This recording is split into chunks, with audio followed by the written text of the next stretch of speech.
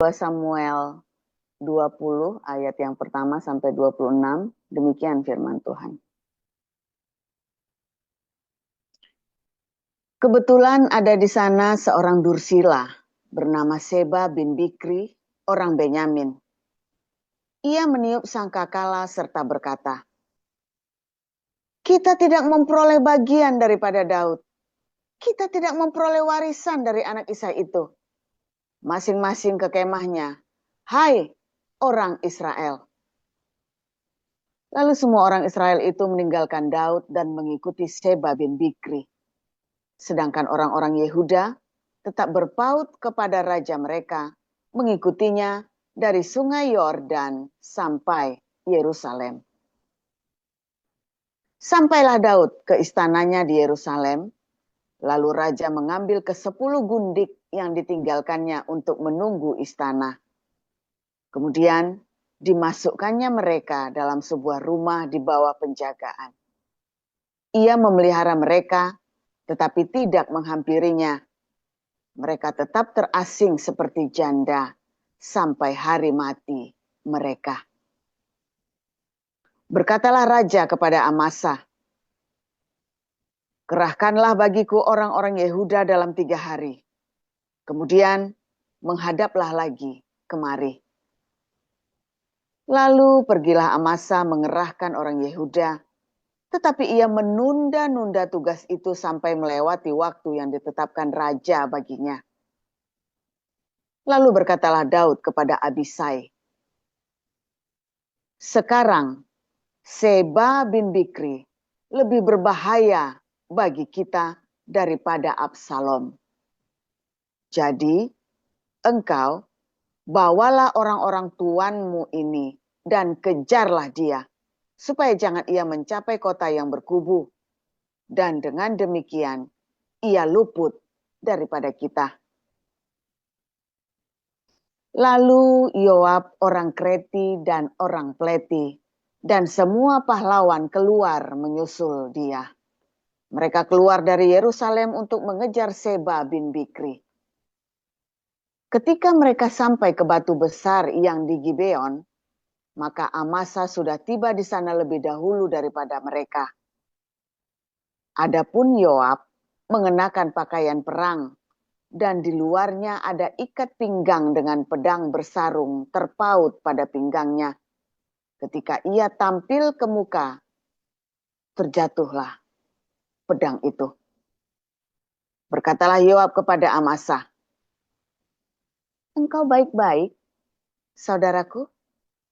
Sementara itu, tangan kanan Yoab memegang janggut Amasa untuk mencium dia. Amasa tidak awas terhadap pedang yang ada di tangan Yoab itu. Yoab menikam pedang itu ke perutnya, sehingga isi perutnya tertumpah ke tanah. Tidak usah dia ditikamnya 2 kali, sebab ia sudah mati. Lalu Yoab dan Abisai, adiknya, terus mengejar Seba bin Bikri. Dan seorang dari orang-orang Yoab tinggal berdiri di dekat mayat itu sambil berkata, "Siapa yang suka kepada Yoab dan siapa yang memihak kepada Daud, baiklah mengikuti Yoab." Dalam pada itu, Amasa terguling mati dalam darahnya di tengah-tengah jalan raya. Ketika orang itu melihat bahwa seluruh rakyat berdiri menonton, maka disingkirkannya mayat Amasa dari jalan raya ke padang, lalu dihamparkannya kain di atasnya. Karena dilihatnya bahwa setiap orang yang datang ke sana berdiri menonton. Setelah dijauhkannya mayat itu dari jalan raya, maka semua orang itu berjalan terus mengikuti Yoab untuk mengejar Seba bin Bikri. Seba telah melintasi daerah semua suku Israel menuju Abel Bet Maakah. Dan semua orang Bikri telah berkumpul dan mengikuti dia. Tetapi sampailah orang-orang Yoab lalu mengepung dia di Abel Bet Maakah.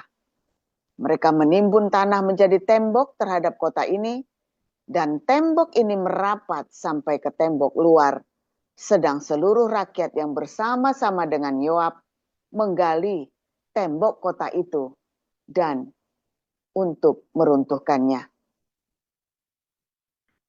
Lalu berserulah seorang perempuan bijaksana dari kota itu. Dengar, dengar, katakanlah kepada Yoab, mendekatlah kemari, supaya aku berbicara dengan engkau. Maka mendekatlah Yoab kepada perempuan itu.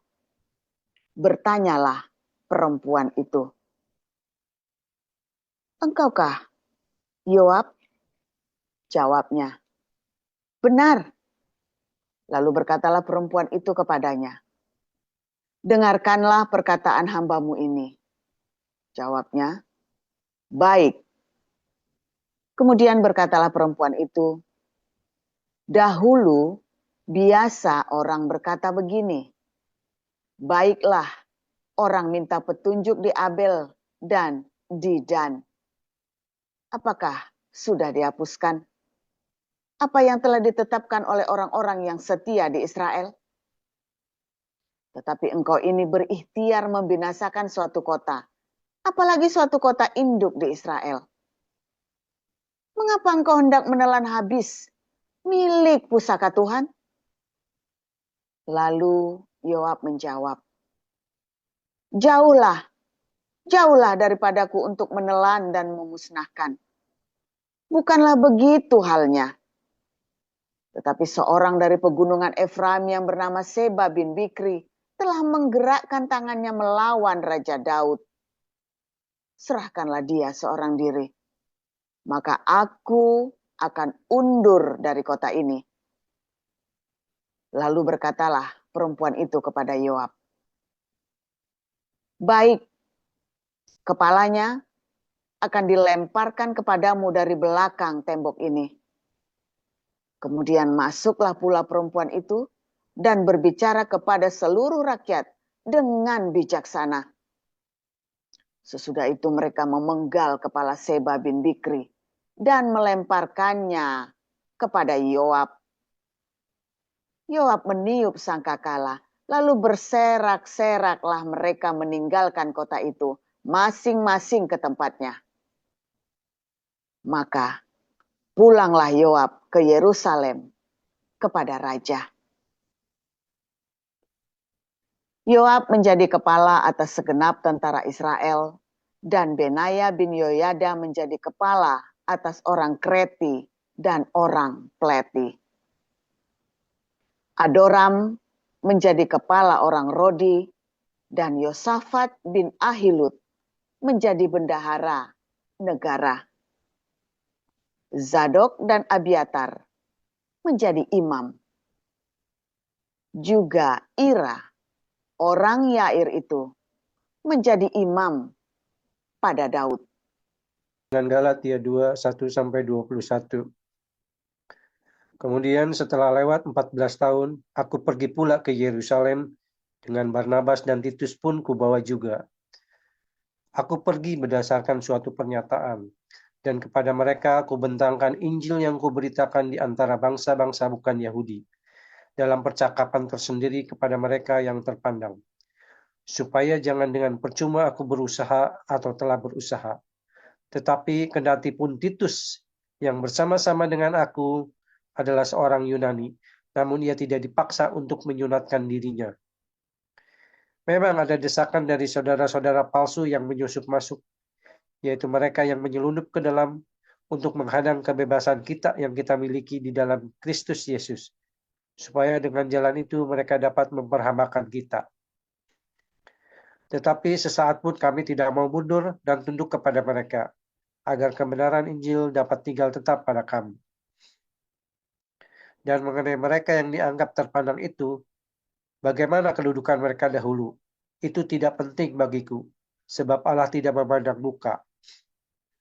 Bagaimanapun juga, mereka yang terpandang itu tidak memaksakan sesuatu yang lain kepadaku. Tetapi sebaliknya, Setelah mereka melihat bahwa kepadaku telah dipercayakan pemberitaan Injil untuk orang-orang tidak bersunat, sama seperti kepada Petrus untuk orang-orang bersunat. Karena ia yang telah memberikan kekuatan kepada Petrus untuk menjadi rasul bagi orang-orang bersunat. Ia juga yang telah memberikan kekuatan kepadaku untuk orang-orang yang tidak bersunat. Dan setelah melihat kasih karunia yang dianugerahkan kepadaku, maka Yakobus, Kepas, dan Yohanes yang dipandang sebagai sokong guru jemaat berjabat tangan dengan aku dan dengan Barnabas sebagai tanda persekutuan supaya kami pergi kepada orang-orang yang tidak bersunat dan mereka kepada orang-orang yang bersunat. Hanya kami harus tetap mengingat orang-orang miskin dan memang itulah yang sungguh-sungguh kuusahakan melakukannya. Tetapi waktu Kepas datang ke Antioquia, aku berterang-terang menentangnya sebab ia salah. Karena sebelum beberapa orang dari kalangan Yakobus datang, ia makan sehidangan dengan saudara-saudara yang tidak bersunat. Tetapi setelah mereka datang, ia mengundurkan diri dan menjauhi mereka karena takut akan saudara-saudara yang bersunat. Dan orang-orang Yahudi yang lain pun turut berlaku munafik dengan dia. Sehingga Barnabas sendiri turut terseret oleh kemunafikan mereka. Tetapi waktu kulihat bahwa kelakuan mereka itu tidak sesuai dengan kebenaran Injil, aku berkata kepada Kepas di hadapan semua orang, di hadapan mereka semua, jika engkau seorang Yahudi hidup secara kafir dan bukan secara Yahudi, bagaimanakah engkau dapat memaksa saudara-saudara yang tidak bersunat untuk hidup secara Yahudi? Menurut kelahiran kami adalah orang Yahudi dan bukan orang berdosa dari bangsa-bangsa lain. Kamu tahu bahwa tidak seorang pun yang dibenarkan oleh karena melakukan hukum Taurat, tetapi hanya oleh karena iman dalam Kristus Yesus. Sebab itu kami pun telah percaya kepada Kristus Yesus supaya kami dibenarkan oleh karena iman dalam Kristus dan bukan oleh karena melakukan hukum Taurat. Sebab tidak ada seorang pun yang dibenarkan oleh karena melakukan hukum Taurat. Tetapi jika kami sendiri, sementara kami berusaha untuk dibenarkan dalam Kristus, ternyata adalah orang-orang berdosa, apakah hal itu berarti bahwa Kristus adalah pelayan dosa? Sekali-kali tidak. Karena jikalau aku membangun kembali apa yang telah kurombak, aku menyatakan diriku sebagai pelanggar hukum Taurat. Sebab aku telah mati oleh hukum Taurat, untuk hukum Taurat, supaya aku hidup untuk Allah. Aku telah disalibkan dengan Kristus. Namun aku hidup, tetapi bukan lagi aku sendiri yang hidup, melainkan Kristus yang hidup di dalam aku. Dan hidupku yang kuhidupi sekarang di dalam daging adalah hidup oleh iman dalam Anak Allah yang telah mengasihi aku dan menyerahkan dirinya untuk aku. Aku tidak menolak kasih karunia Allah, sebab sekiranya ada kebenaran oleh hukum Taurat, maka sia-sialah kematian Kristus. Amin. Ya, firman Tuhan selalu baru bagi kita setiap hari ketika kita menantikan Tuhan ya dengan ketulusan hati. Saudara, kalau hatimu tidak tulus ya tidak nyampe-nyampe ya, hati kita itu harus selalu tulus. Kendalanya banyak orang ya mau berkat Tuhan tapi dia nggak mau hati yang tulus, penuh dengan intrik, tipu muslihat, saudara ya, penuh dengan tipu muslihat hidupnya dengan intrik-intrik. Punya akal itu beda dengan orang yang punya akal ya. Berhikmat itu beda dengan berintrik, saudara ya. Berintrik itu berarti Anda ngomong itu hatinya punya agenda lain, itu namanya intrik. Saya berharap di yayasan kita, di komunitas kita jangan berintrik. Kenapa, saudara? Karena dari saya nggak berintrik. Pasti kegiles-giles kalau kamu berintrik-intrik. Saudara, pasti kegiles-giles. Pasti nggak tahan. Kenapa? Karena saya mengajari tidak berintrik. Itu dengan sendirinya. Ya, itu seperti kayak spiritnya itu begitu. Kalau spiritnya saya berintrik, maka sampai ke bawah berintrik semua, saudara. Kalau spiritnya saya intrik, maka di bawah berintrik semua. Kalau spirit saya enggak, tabrak sampai ke bawah. Ya, beberapa orang jadi ketabrak ya, karena bercoba intrik dengan kita, nggak tahan, dia ketabrak. Sakit sekali namanya orang ketabrak ya, sakit ya. Bukan maksud kita Anda menyakiti dirimu sendiri. Misalnya nih, Anda ya, lagi di pinggir jalan, lalu ada angkot, ya, nabrak Anda, itu namanya nabrak, ya, Anda ditabrak, ya kan, salah, ya, bukan salahmu namanya. Tapi kalau sudah di jalan raya begitu, ya, Anda nyebrang, ya, bukan di tempatnya penyeberangan, Anda nyebrang aja nekat, malah Anda joget-joget di tengah jalan sampai cik joget-joget ketabrak, ini salahmu sendiri, kan begitu saudara ya. Kalau ada kereta api nyelonong ke rumahmu, itu namanya kecelakaan. Tapi kalau kamu udah lampunya udah merah, Anda tetap maksa ditabrak kereta api, ya salahmu sendiri. Karena kereta api tidak berintrik, saudara. Mobil lalu lintas di jalan raya Indonesia masih bisa berintrik ya, saudara. Suntup ya. Kereta api itu ada treknya. Kita juga begitu, kita ada treknya, saudara ya. Makanya saya selalu sediakan trek. Begitu kamu keluar dari trek, kita langsung tahu. Kamu keluar dari jalur. Itu bukan bagianmu. Jangan kamu cawe-cawe ke sana kemari. Ya, lobi sana, lobi sini, ya pasti dengar kita, saudara ya. Telepon sana, telepon sini, ya pasti dengar kita, ya. Saudara, 2025 ini nanti akan menjadi Hagios Mega Church internasional, saudara. Wah, Mega Church ya, kita mau bikin Mega Church, saudara. Ini Mega Church internasional pula. Pertama internasional ya, kita dari Australia, ada di Amerika, ya karena nanti semester pasti mau ke Amerika ya. Kita ada juga di Eropa dengan sendirinya ya. Dan kita sudah mulai membantu komunitas kopdar gitu ya. Saudara, apa yang salah dengan Mega Church, saudara? Nah, nanti kita ajarin ya, saudara, di kelas-kelas kita ya, di kelas Hagios Bible College saya ajarin. Apakah bisnis gereja itu salah? Enggak, saudara. Gereja itu harus dikelola manajemennya dengan, kalau Anda sudah membentuk sebuah organisasi, Anda harus mengelolanya dengan cara bisnis. Kalau Anda tidak mengelola dengan bisnis, ya semuanya pelayanan, ya balik lagi kayak Sanggam dulu digaji cuma 2 juta.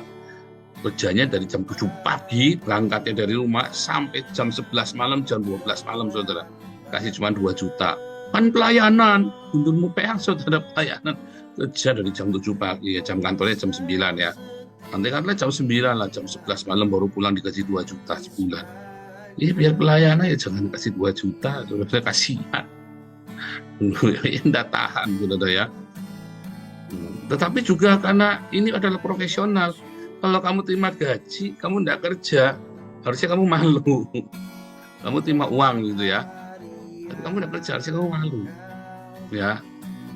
Harusnya kamu cari sesuatu untuk berkontribusi, ya. Kayak Marcel, ya kan, Marcel itu gila itu ya, sampai overload kita paksa, kita jejelin semua kerjaan ke dia, sian, ya. Makanya bulan Januari, Februari ini kita lagi mintakan kenaikan gaji buat Marcel, karena Marcel sekarang udah jadi ketua Yayasan Dapar Kasih juga ya, saudara ya. Jadi bukan satu yang jadi ketua kudu digaji, yang enggak, karena Marcel ini full timer, kerjanya cuma ngurusin kita, saudara. Beda ya, dokter itu kan nggak full timer, ya. Kalau Marcel ini kan full timer. Nah, kita coba tuntut sesuai dengan dengan job disk masing-masing. Dan kalau ada yang memang dia full time di tempat kita, ya kita harus kasih, saudara. Kecuali dia nggak full time ya. Memang aku mau melayani, ya, saudara ya.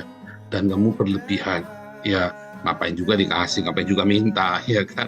Tapi kalau kamu sendiri kurang, nggak apa-apa, kita kasih. Nggak usah sombong juga, nggak usah gengsi juga. Kalau kita nilai kurang, masalah nanti kamu lebih, yaitu kamu share kembali. Saudara, kadang-kadang saya terima uang donasi pribadi ya, ada beberapa orang yang memberikan saya donasi pribadi. Kalau saya lebih, saya kembalikan ke yayasan, saudara. Kalau bulan itu saya surplus, saya kembalikan ke yayasan. Ya, saya surplusnya banyak gitu ya, misalnya banyak, ya kembalikan. Harus belajar ngomong cukup. Ya, harus belajar ngomong cukup. Kadang-kadang, saudara ya, orang-orang, saya goblok ya, dan saya goblok. Saya dari 2021, ya kita teriak-teriak cari dana, bukan buat saya. Nggak pernah saya sekalipun minta dana buat pribadi saya ya. Padahal saya kurang juga saya diam. Saya kurang pun saya diam, saudara ya. Ya sudah, cukupkan dengan apa yang ada ya. Sampai Koden pun tanya, ya Pastor Daniel, masa cukup 400 euro sebulan? Ya cukup lah, jangan beli barang baru di bekas. Masaknya masakan Indonesia saja, jangan masakan yang aneh-aneh. Ya sekarang ya kita beli macam-macam ya, Kita kan sudah lebih banyak, sudah lebih dari sayur lodeh tadi Andreas makan ikan goreng sama udang tiger ya yang 20 cm saudara. Enak sih ya karena sudah ada uangnya lebih saudara ya. Semua kan disertai dengan rasa cukup. Saudara, kita kumpulkan uang mungkin sudah 30 miliar ya saudara ya. Bayangin kalau itu masuk rekening saya semua saudara. Asik ya saudara ya, 30 miliar loh. Banyak. Supaya saya nggak usah mikirin Indonesia saudara. Goblok ya, saya sudah goblok banget saya memang. Orang-orang bilang saya goblok. Ya kan ngumpulin 30 miliar cuma dikasihin bagi-bagi uang hilang semua. Di sini sama ya. Yang di Belanda pun kita bagi-bagi setiap seminggu 2 kali kita kasih makan 100 orang ya saudara ya. Hilang sampai orang-orang Belandanya pada heran-heran. Ini orang bekas asilum, bekas refugee. Saya kan bekas refugee politik kan. Uangnya juga dari pemerintah, sekarang bisa bagi-bagi makan saudara ya. Hebat ya. Sombong, iya sombong saudara. Goblok, bukan sombong, goblok saudara. Bukan sombong, goblok. Tetapi kita memutuskan untuk menjadi bodoh saja. Sebab apa saudara? Sebab saya pegang janji Tuhan. Ada yang lebih penting daripada kita hidup dengan mobil mewah, barang mewah, dengan pakaian yang mewah, dengan barang-barang yang dengan lux begitu ya. Ada yang lebih penting saudara hidup ini. Ya kan?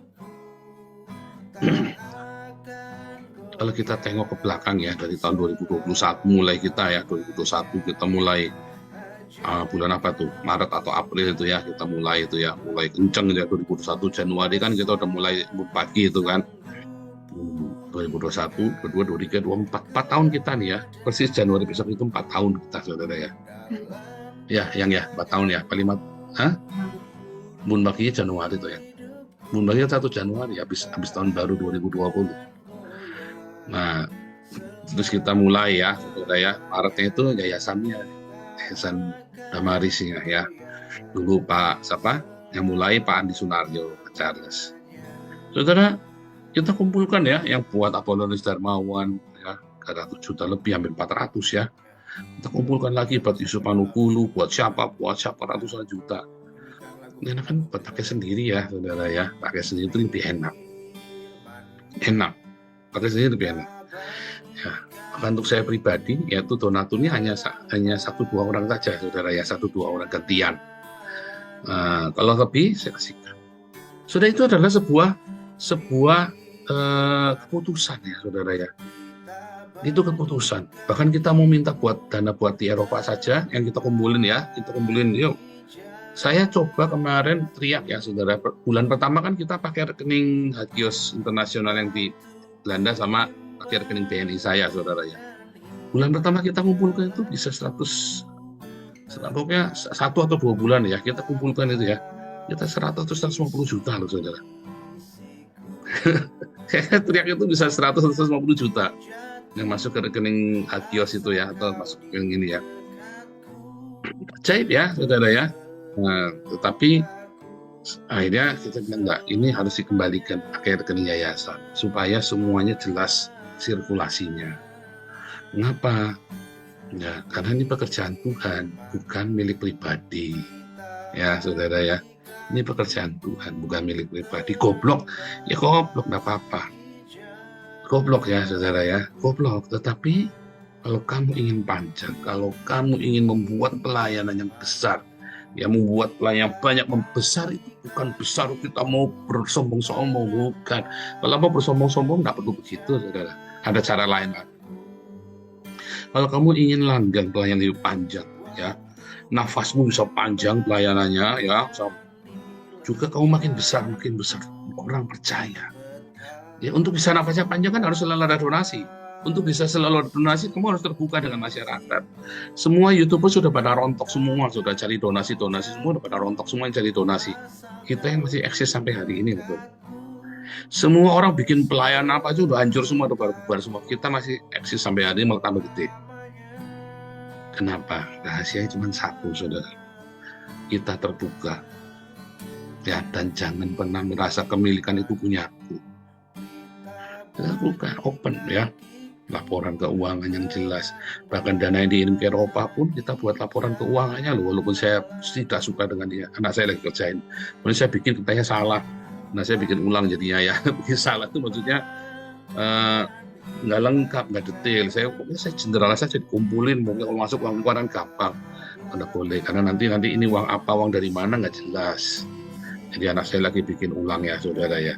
Semua uang-uang yang kita terima itu harus dibikin. Terus pemerintah kemarin ada kasih email ke saya, mulai bulan Januari saya harus tampilkan di website laporan keuangannya, saudara.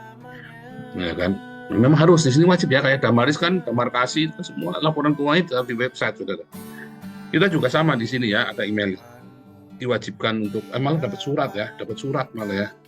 Disuruh ini suratnya ada di atas di bawah anak saya ya. Kemarin kita dapat surat suruh laporan keuangannya taruh di websitenya Hagios. Soalnya kalau Anda ingin menjadi besar, ya kuncinya cuma satu ya donasi kan. Ya kan harus ada donasi, nggak ada donasi mau gimana gedenya. Tapi untuk supaya bisa donasinya itu lancar, kamu harus terbuka, jujur dalam keuangan. Ya, kamu harus bisa dipercaya masalah mamon ini, saudara, yang tidak jujur ini. Kamu harus bisa dipercaya.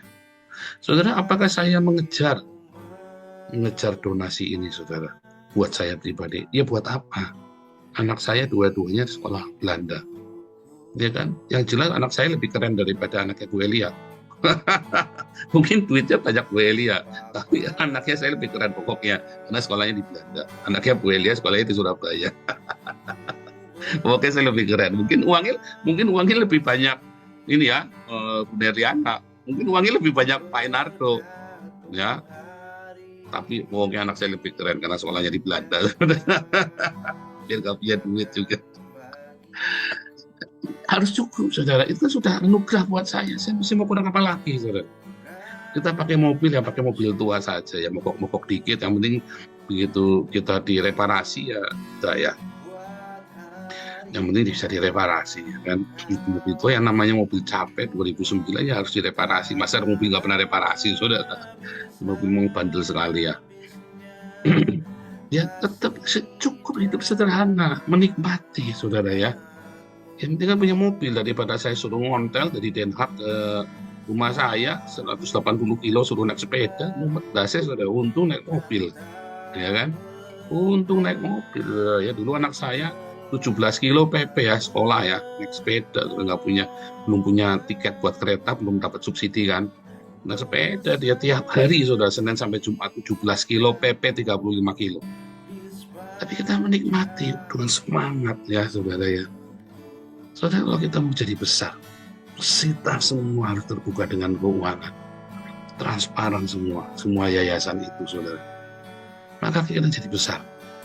Apa yang salah ketika jadi besar, saudara? Apa yang kita lakukan? Ya, kita membuat sebuah mega church namanya. Kita mau jadi besar kan? Apa mau cuma ngasih makan 100 orang aja tiap hari? Kan enggak, kita maunya kan 5.000, 10.000 itu mega church, gereja yang berskala besar. Ya, yang salah dari mega church kalau dia tidak kasih makan orang. Kalau jemaatnya kere, saudara, itu yang salah. Yang salah dari mega church adalah ketika pendetanya sugih nemen, jemaatnya kere-kere. Itu salah, saudara. Karena tidak boleh ada yang miskin dalam komunitas kita, saudara. Ya, jadi kalau pendetanya sampai kaya sekali, berlimpah-limpah, ya duitnya ya pakaiannya pakai merek semua ya, yang branded ya, yang mahal-mahal. Sementara jemaatnya kere-kere, itu gereja salah, saudara. Tidak ada yang salah dengan gedung gereja, saudara. Tidak ada yang salah dengan gedung gereja. Yang salah ketika kita mengutamakan gedung gereja daripada orang-orang yang kita bangun di dalamnya. Kalau kita konsisten dengan membangun sumber daya orang-orang ini, saudara ya, masih nanti kita kirim ke Belanda ya sama si Oscar dari Kentian ya nanti lihat yang mana prioritas dulu kita kirim dulu ya. Saya butuh training di depan, saya harus tak training, tak pegang sendiri, saudara ya, supaya spiritnya, supaya dia tahu ya, ketika saya ngamuk, ketika saya lagi jengkel, dia harus tahu rasanya seperti apa, saudara. Jadi bandel nanti gar ya, gar saya ini pekerja yang sadis, saudara ya, kerja keras. Maksudnya kerja keras itu sadis, saudara ya. Bisa tiap hari orang-orang sampai ini. Andreas saja gila kamu kuat, ya sebenarnya nggak kuat, cuma sudah ditekadin.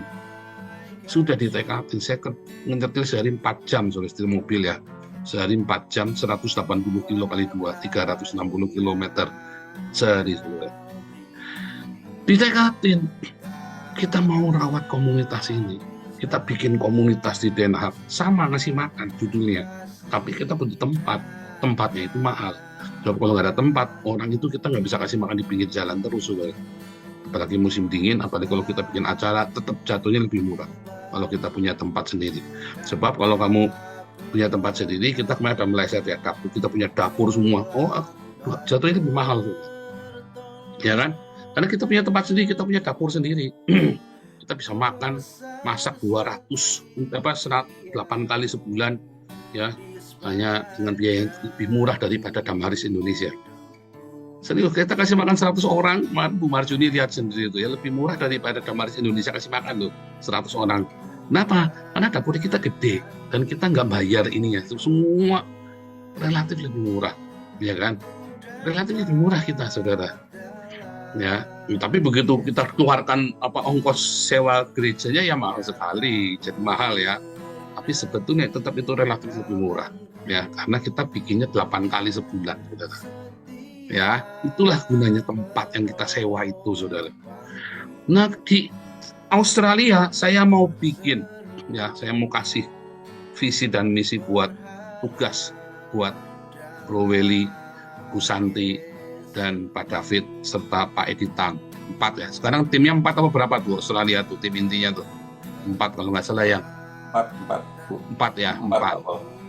Saya mau kasih target seminggu minimum kasih 100 orang makan setiap seminggu sekali.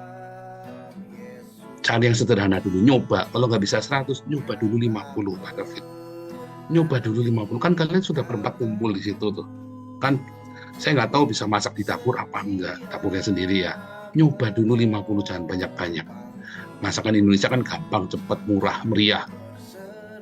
Dicoba dulu setiap minggu. Di mana kita ada, di situ kita kudu kasih makan. Karena Galatia 2 itu sudah pesan. Kita punya batas pelayanan kita, tapi harus mengutamakan orang miskin.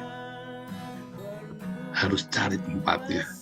Itulah komunitas kita dibangun di sebuah movement, ya. Seperti kemarin yang bilang ya, kemarin yang salah Bu Rosna Bapak ingat ya. Ini adalah movement, kegerakan, yaitu apa? Diakonia. Kita nih, komunitas kita ini dimulai dari movement diakonia, baik untuk orang yang tidak mengenal Tuhan maupun orang yang ada di dalam kita. There is no poor among us. Sambil kita kasih makan, David, Bu Welly, Pak Edi Tang, Bu Santi, sambil kita jangkau itu anak-anak, orang-orang semua, ambil kita injili pelan-pelan. Apa nih, kalau di Australia kan bebas, namanya di Indonesia lebih bebas relatif ya, lebih bebas. Harus berani. Kita kan injil kayak kita ya, baptis satu lagi kita baptis, diketeng ya. Pergi hilang, nggak apa-apa. Pokoknya tugas kita memberitakan, dibaptis, kalau bisa dimuridkan. Coba seminggu sekali dulu, 50 dulu. Karena kalian kan orangnya sedikit kan. Nah, nanti saya semester 2 2025 saya usahakan ke Australia, saudara. Saya usahakan ya. Ini saya nginep di rumah Pak David saja nanti, jadi nggak usah bayar penginapan ya Pak David ya. Di ruang tamu apa di mana apa, nanti tidur gelaran tikar saja, pokoknya enak di situ. Nanti kita bikin, nanti kita setting. Ayo kita bikin settingnya sebelum ditinggal sama Pak David. Karena Pak David rencana mau saya tarik ke Belanda, saudara. Kita butuh ya. Nah, bentar. 5 menit lagi, Elia. 5 menit. Jadi saudara, Anda komunitas mega church itu tidak salah kalau satu dibangun ya di atas kegerakan diakonia ya dan marturia. Bukan untuk memperkaya Pak Pendeta, bukan untuk memperkaya orang tertentu, saudara. Ya, tapi ini adalah komunitas kita bersama. Kedua, saudara, komunitas ini harus dimanage dengan profesional. justru harus profesional. Makanya manajemennya adalah manajemen bisnis. Nanti kalau di Hagios Bible College akan diajarin ya, semester pertama dan semester terakhir. Semester pertama saya kasih tahu. Dan nanti kita ada pertemuan para pengurus, kita belajar Rick Warren. Nanti Pak Sumantri saya beri tugas untuk memberikan presentasi Rick Warren itu ya, Purpose Driven Church. Nah nanti saya akan kasih ininya ya, pengaplikasiannya dalam komunitas kita. Jadi dua hal itu saudara ya, diakonia marturia yang pertama, yang kedua dimanage dengan profesional. Jangan apa-apa maunya gratisan saudara, maksudnya orang pelayanan terus genjat, enggak boleh saudara. Kalau bisa bekerja, bahkan kalau bisa ya, orang-orang yang kerja itu gajian semua pun kalau bisa saudara. Kalau dananya ada, tentu kan harus disesuaikan ya saudara ya. Nantinya kita harus begitu, dan ini kita tuntut ada sanksi, kita keras saudara, disiplin, itu nanti kita cepat besar. Maunya Pak Stephen juga gitu, kita punya depot, kita akan bikin depot-depot itu ya saudara ya. Kita mencoba 2, Surabaya sama Jakarta dulu.